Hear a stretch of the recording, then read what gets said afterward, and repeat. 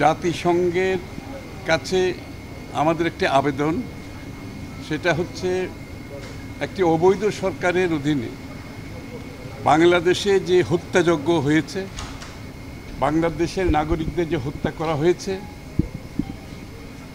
তার একটি নিরপেক্ষ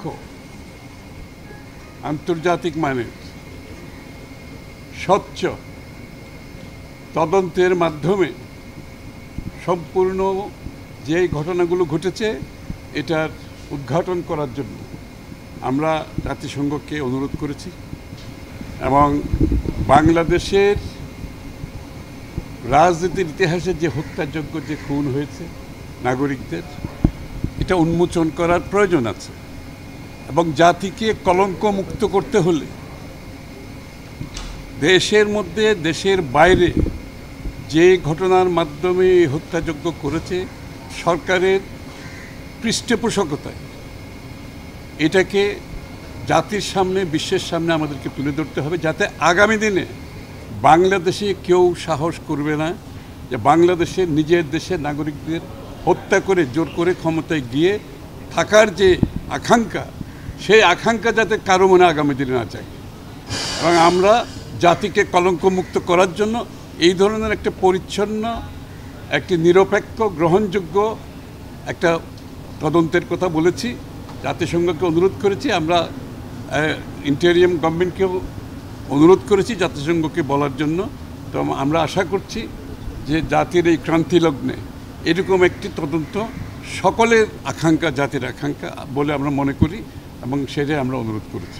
আমি একটা জিনিস জানতে চাই, সেটা হচ্ছে যে গতকালও হচ্ছে সাবেক প্রধানমন্ত্রী শেখ হাসিনা তার বিরুদ্ধে গণহত্যার অভিযোগ এনে ছাত্ররা মিছিল করেছে এবং আজকেও দেখলাম যে তার বিরুদ্ধে মামলা হয়েছে সরকার। এই কদিনের যে পরম্পরা, তাতে বিশ্বব্যাপী এখন মানবাধিকার লঙ্ঘনের ইস্যুটা খুবই গুরুত্বপূর্ণ।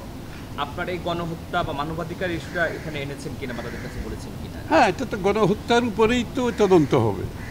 এই যে গণহত্যা হয়েছে একটি সরকারের পৃষ্ঠপোষকতায়, সরাসরি পৃষ্ঠপোষকতায়, এই জন্য এটা তদন্ত আন্তর্জাতিক মানের নিরপেক্ষ, স্বচ্ছ একটি তদন্তের প্রয়োজন আছে। এটার অর্থ এই নয় যে দেশের মধ্যে যে আইনি ব্যবস্থা, সেটা তো এটার সাথে কোনো সাংঘর্ষিক কিছু নাই, কারণ আমাদের আইন বিভাগ বলে তো আগে আইন বলে তো কিছু ছিল না দেশে, কিন্তু সেটা এখন আমরা ফিরে পাচ্ছি, ক্রমান্বয়ে ফিরে পাচ্ছি। তো দেশের অভ্যন্তরে যেটা হবে সেটা তো অন্য বিষয়, কিন্তু আন্তর্জাতিক, এটা সারা বিশ্বের কাছে বাংলাদেশে যে ঘটনাটা ঘটেছে এটা সারা বিশ্বের কাছে ঘৃণিত হয়েছে এবং সারা বিশ্বে এটার প্রতিবাদ করেছে। সুতরাং আমরা মনে করি এই জন্য আন্তর্জাতিক মানের একটি স্বচ্ছ, নিরপেক্ষ তদন্তের মাধ্যমে জাতিকে কলঙ্কমুক্ত করতে হবে এবং এই তদন্তের মাধ্যমে আমরা যদি সেটা তুলে ধরতে না পারি তাহলে বাংলাদেশের ভবিষ্যতে আগামী দিনেও এরকম স্বৈরাচার, এরকম ফ্যাসিস্ট সরকার আসবে এবং বাংলাদেশের জনগণকে গুম, খুন, হত্যা করে ক্ষমতায় থাকার চেষ্টা করবে, যেটা চিরতরে আমরা এটার অবসান চাই। আজকে আপনারা কি অফিসিয়ালি কোনো চিঠি দিলেন কিংবা কোনো ডকুমেন্টস এগুলো সাবমিট করেছেন কি? আমরা চিঠি না, এটা তো ওনাদের হেডকোয়ার্টারে পাঠাবেন, স্বাভাবিকভাবে এটার কাজ চলবে। তথ্য প্রমাণ সহ দিয়েছেন কি? না, তথ্য প্রমাণ তো তদন্তে উঠে আসবে। না, যেগুলো বেসিক, তো মৌলিক যে কতগুলো বিষয় আছে এগুলো তো আছে, কিন্তু এটা তো তদন্তের মাধ্যমে উদ্ঘাটন করতে হবে এবং তথ্য প্রমাণ। আপনারা তো গণহত্যা বলছেন এবং আমরা জানি যেটা কি হয়েছে, সবাই জানে বাংলাদেশের মানুষ। সেক্ষেত্রে আন্তর্জাতিক আদালতে মানে অভিযোগ করা, এই ব্যাপারে কি আপনারা কোনো সুযোগ আছে? এটা আইসিসির ব্যাপার নয়, এটা ইউএন এর সাথে আইসিসির একটা আলাদা, এটা আলাদা অ্যারেঞ্জমেন্ট। আইসিসিতে যেতে হলে সেটা আলাদা অ্যারেঞ্জমেন্ট আছে এবং আইসিসিতে যাওয়াতে কোনো বাধা নেই, কিন্তু আমরা আজকে যেটা করতে এসেছি এটা করেছি, এর পরবর্তীতে আমরা কোথায় যাব সেটা আপনারা জানতে পারবেন।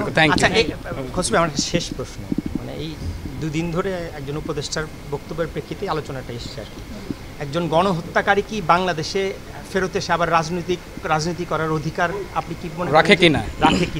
না, ফিরে আসা না আসা তো তাদের নিজস্ব সিদ্ধান্ত, কিন্তু গণহত্যার বিচারের সম্মুখীন হবে এটা নিয়ে কারো মনে কোনো সন্দেহ থাকার, ব্যক্তি, দল, এটা তাদের যে এই বিচারের সম্মুখীন হতে হবে এই ব্যাপারে কারো মনে কোনো সন্দেহ নাই, এটা কোনো আলোচনার বিষয় না।